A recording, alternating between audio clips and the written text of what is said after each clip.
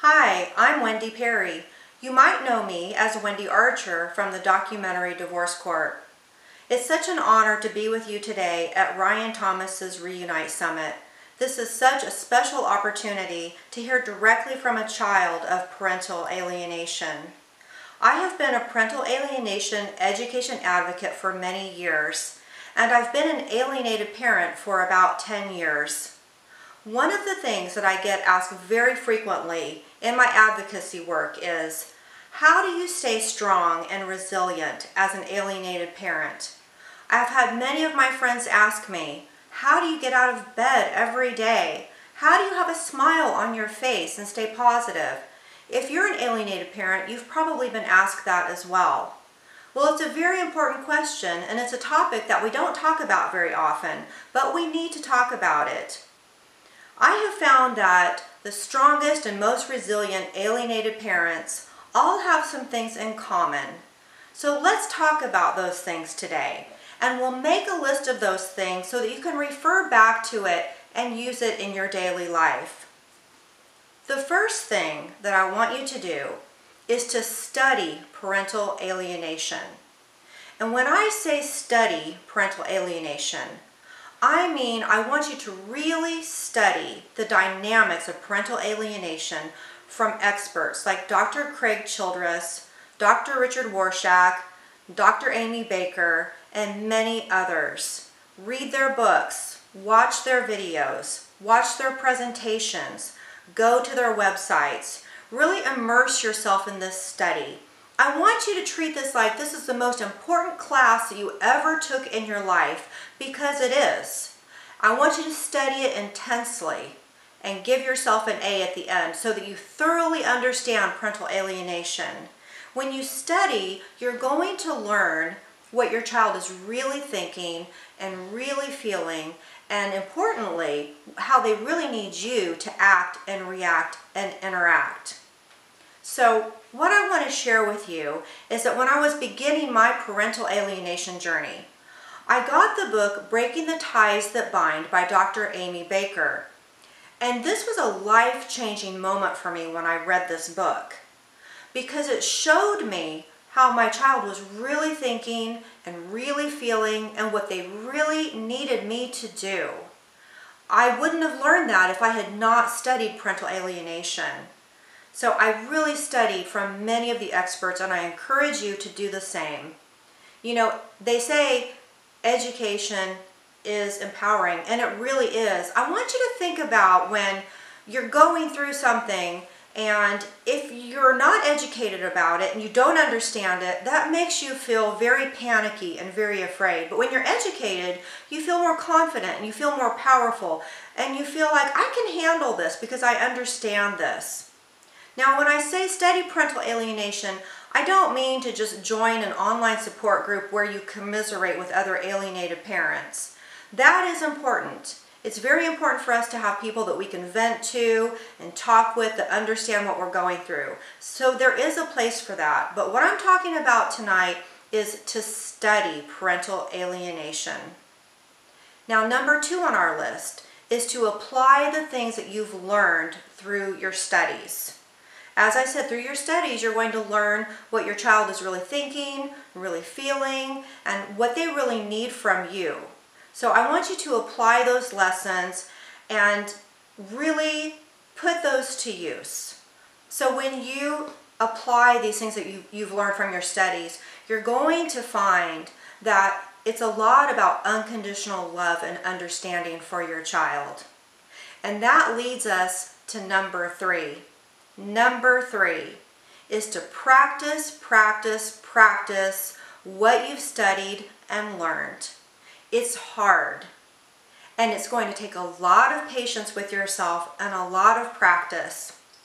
You know, as alienated parents, we don't have the same luxury as non-alienated parents to just say and do and act however we want.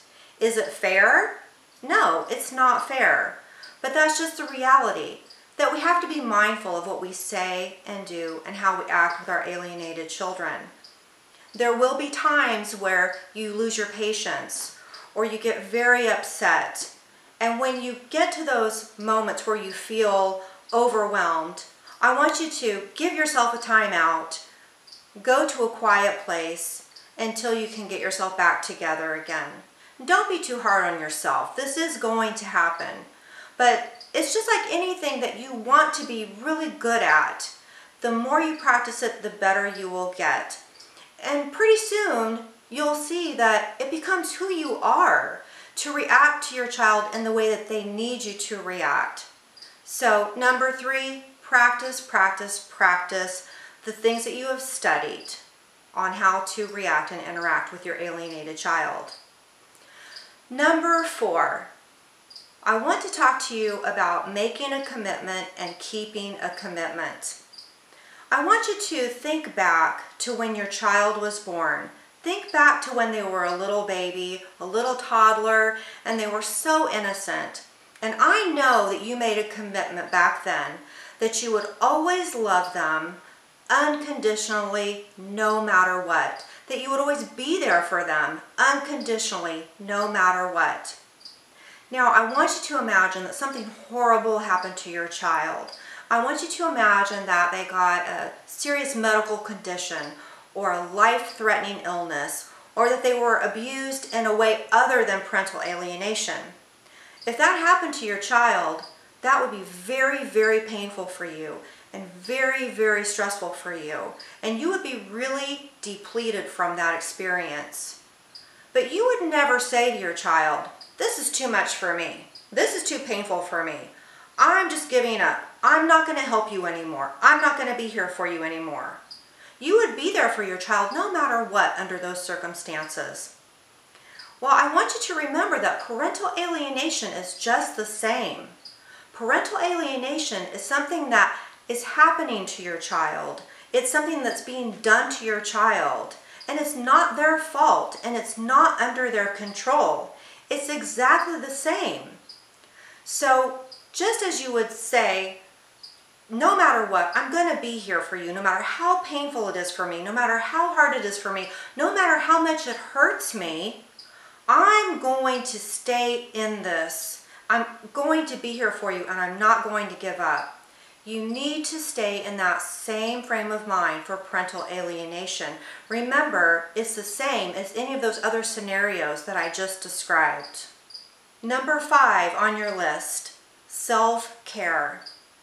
Remember, it's important to do the basics of self-care. Eat healthy, get enough sleep, exercise. So often we forget to take care of ourselves, and this is incredibly important to do basic self-care. And number 6 on your list is somewhat related to self-care. Number 6 on your list is I want you to create peaceful and empowering rituals in your life. You know, studies have shown that rituals help people feel more at peace and more secure in their lives. So I want you to create some moments throughout your day from beginning to end that make you feel more peaceful and make you feel more empowered. And it can be anything that makes you feel better, makes you feel stronger, makes you feel more at peace. I'll share with you some of my rituals that I do every day that I've done for many years that have helped me. I start every morning with a prayer. In the morning, I ask that I remain positive throughout the day and that I count my blessings throughout the day just to get myself started on the right track. Then throughout the day, I create little breaks for myself when I can.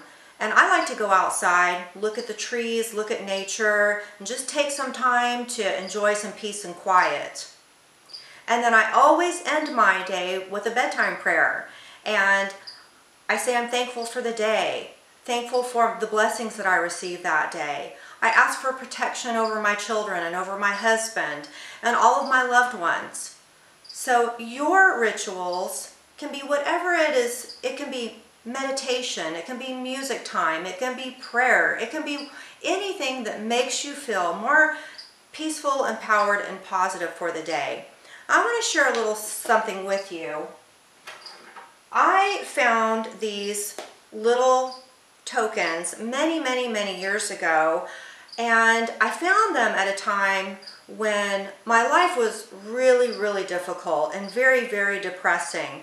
And I'll tell you what it says on my tokens. One says, with God, all things are possible. And the other one says, this too shall pass. Now, they're just little tokens that I found at a gift shop. And when I saw them, though, I thought, you know, these really speak to me at this time in my life. And so I bought these tokens, and I kept them in my pocket every day for many, many years.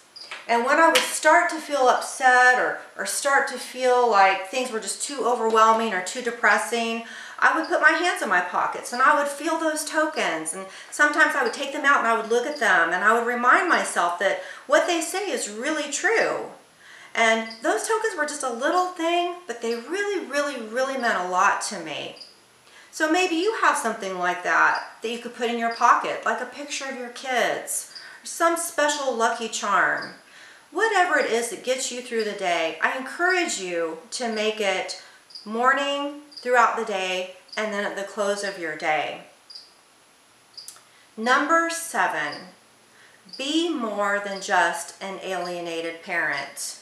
Because you are more than just an alienated parent. Think about all of the things that you are to other people. And think about all of the things that you are in your own mind and in your heart. You're a friend. So remember to be social. Hang out with your friends. And do things that you enjoy. Things that you have fun doing with your friends. You're a family member. And even though you're alienated from your children, you've got other family members who love you dearly. So remember to stay connected with them. Maybe you're an artist. Maybe you're creative. Maybe you like to write. Maybe you love music. Maybe you're an active person and you like to go hiking outdoors, you like to play sports, whatever it is that you enjoy doing. Make sure that you make time for those things. Maybe you like to volunteer. And that's a really important thing that can help you see the blessings that you have in your life when you get out and help other people. But whatever it is that you like to do, make sure you do that. Don't let parental alienation define all that you are, because you're so much more than an alienated parent. I want you to remember why you're doing these things. You're doing these things for you, but you're also doing these things for your child. Your child needs you to be as healthy and well-balanced as possible. They miss you and they love you and they are so anxious to see you again. But they want to come back to a parent who, as I said, is healthy and well-balanced and a joy to be with. So it's really important to take care of yourself, for you and for them. Remember I talked about commitment earlier, about always being there for your child and loving them unconditionally. And I talked about how you have to practice and you have to have patience with yourself during this process of gaining strength and gaining resilience. Well, I want to share a story with you. So when I was studying these things and I was practicing, you know, it was very, very hard to do. And eventually my child and I, one of my children and I, we reunited. And one day we were in the car and very unexpectedly my child said, "Mom, you know, I was so horrible to you. I said terrible things to you and I acted so terrible to you. And all you did was just respond with love. You just loved me and you were so patient with me, no matter how terrible I was." And she said, "I don't know how you did that, but thank you." So I want you to know that it's worth the commitment. It's worth the practice. It's worth not giving up. So please do these things. Get strong, get resilient. Your child will notice, and you need to do it for yourself and for your child. So let's recap. All right. Number 1, study parental alienation. Number 2, apply what you have learned. Number 3, practice, practice, practice. Just like anything that you want to get good at, practice the things that you have learned. Number 4, Keep your commitment. Number 5, engage in self-care. Number 6, create peaceful and empowering rituals. Number 7, be more than just an alienated parent. Number 8, do these things for yourself and for your child. Now, I want you to remember that you're not alone, and do not feel ashamed if you're an alienated parent. It's not your fault. I also want to remind you that parental alienation can happen to anyone, so it should matter to everyone. Please be sure you share that message whenever you talk about parental alienation. Thank you so much for your time today. I'm so glad that you're part of the Reunite Summit. If you'd like to read any of my articles or to stay in touch, please visit my blog, www.pasfighter.com. Thank you.